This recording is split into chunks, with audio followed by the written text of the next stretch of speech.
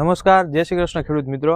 આપણી YouTube channel ખેતી જગતની વાતોની અંદર હું આપનો કૃષિ મિત્ર કેવલ વઘાસિયા ખૂબ ખૂબ હાર્દિક સ્વાગત કરું છું. આજે આપણે આવ્યા છીએ બોટાદ જિલ્લાના સાલૈયા ગામની અંદર અને ત્યાંના એક પ્રગતિશીલ ખેડૂતભાઈ એવા આપણી વચ્ચે રસિકભાઈ ઉપસ્થિત છે, જેમણે એક નવીન રીતે ખૂબ જ એક સરસ ઓર્ગેનિક પદ્ધતિથી ખેતી કરવા માટેનો એક રસ્તો અપનાવ્યો છે.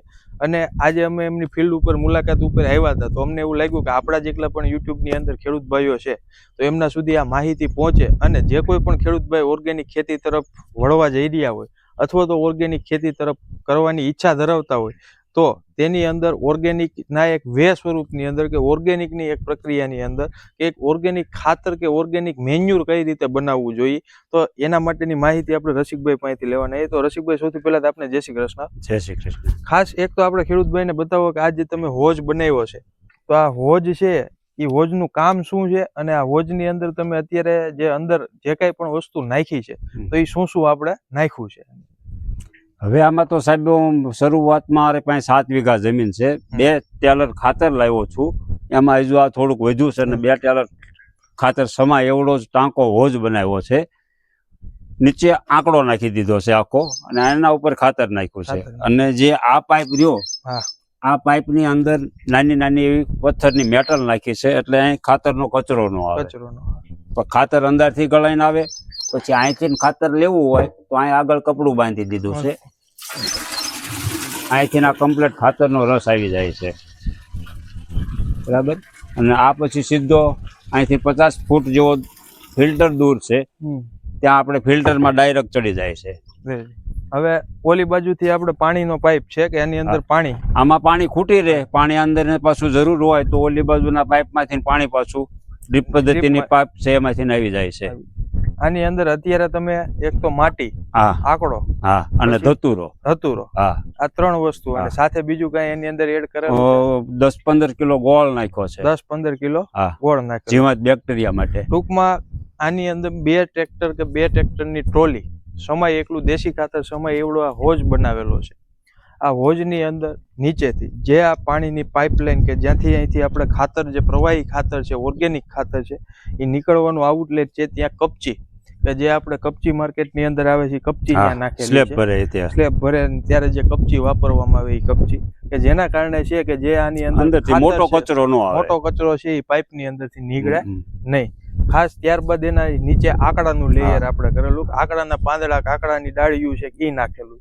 ત્યારબાદ એની અંદર 10 થી 12 કિલો જેવો ગોળ, દેશી ગોળ, અને જે પ્યોર ગળતિયું ખાતર કે કોહવાઈ ગયેલું ખાતર, જે તમે ખાતર જોવો છો એ ગળતિયું ખાતર નાખેલું છે. અને એની અંદર એ સિવાય ધતુરો એડ કરેલો છે, જે તમે જોવો છો. આંકડામાં પોટાશ સાહેબ બહુ હોય છે, આંકડામાં પોટાશની બહુ હોય છે. એટલે ત્યારબાદ પાણી ચાલુ કરી અને આ ખાતરને છેડવવામાં આવે, અને પાણી જે પ્રવાહી જે ખાતર બને છે એ ખાતરને છે આ પાઇપ વાટે છે એ કુંડી દ્વારા થઈ અને ડ્રીપ, આખા 7 વીઘાની અંદર આપણે ડ્રીપનું કનેક્શન છે, તો ડ્રીપના જે આઉટલેટ છે, પંપ છે, ત્યાં ખાતર પહોંચી જાય ત્યાંથી ડ્રીપની અંદર.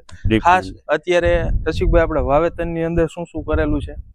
7 વીઘામાં 4 વીઘાની મરચી છે અને 3 વીઘાનો કપાસ છે. જેવી રીતે તમે ફિલ્ડ ઉપર જોવો છો એવી રીતે મરચી પણ ખૂબ જ સરસ હાઈ ક્લાસ વિકાસની અંદર છે, અને સામે તમે જોવો તો કપાસની પણ ઊંચાઈ, વિકાસ, ફૂટ ખૂબ જ સારા એવા પ્રમાણની અંદર અને સારી છે. તો જે કોઈ ખેડૂત ભાઈઓ છે એ આવી રીતના ઇનોવેશન કરતા હોય અને આ ઇનોવેશનથી બીજા ખેડૂત ભાઈઓ સુધી આવી માહિતી પહોંચાડવા માટેનું ખૂબ જ સરસ એવું આપણું યુટ્યુબનું માધ્યમ છે કે ફેસબુકનું માધ્યમ છે.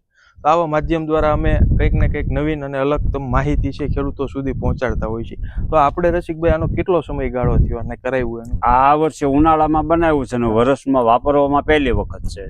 વાપરવામાં પહેલી વખત. તો આ ખાતરનો આવી રીતે પ્રવાહી ખાતરનો ડીપની અંદર તમે વપરાશ કરો છો? હું દર વર્ષે સાહેબ 18 થી 20 ફેરા 7 વીઘામાં ખાતર નાખું છું. આ વખતે 2 જ ફેરા ખાતર હાઈ ક્લાસ, આ પોઝિશન 16 ની જોવો તમે કેવો છે.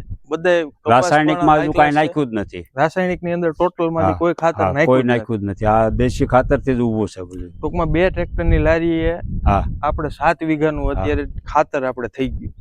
અને કપાસની અંદર છેટેથી માલ તો ન દેખાય, પણ આની અંદર તમે જોવો એટલે માલ ઝીંડવું એટલું બંધાય. ઝીંડવું ખૂબ પુષ્કળ છે. બીજું તમને પૂછવાની છે કે આ કેટલા સમયગાળા અંતરે છે એ તમે? 8 થી 10 દિવસે આમાં રસ આપી દઉં છું. 8 થી 10 દિવસે આ રસ છે એ તમે આપી દો છો. તો બીજા ખેડૂત અને ભાઈઓને 200 થી તમે 300 લીટર જેવું આપું છું દર રાઉન્ડે. દર રાઉન્ડે 200 થી 300 લીટર 200 થી જેવું. 300 લીટર.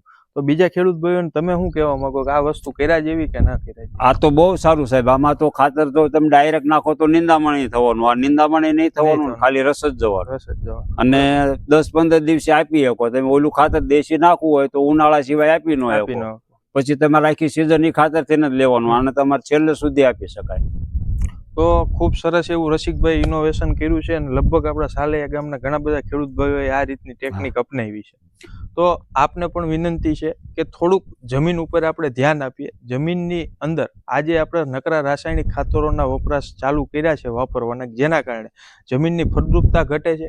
જમીનની અંદર રહેલા જે મિત્ર કીટકો છે કે મિત્ર જીવાતો, અળસિયા જેવા મિત્ર જીવાતો છે, ત્યારબાદ જમીનની અંદર રહેલા સૂક્ષ્મ જીવાણુઓ હતા કે જે ફાયદાકારક બેક્ટેરિયા કે ફાયદાકારક ફૂગ હતા, એ ધીમે ધીમે નાશ પામી રહ્યા છે. એના કારણે દિવસે ને દિવસે આપણી ખેતીની અંદર ખર્ચા વધતા જાય છે અને ઉત્પાદન ઘટતા જાય છે.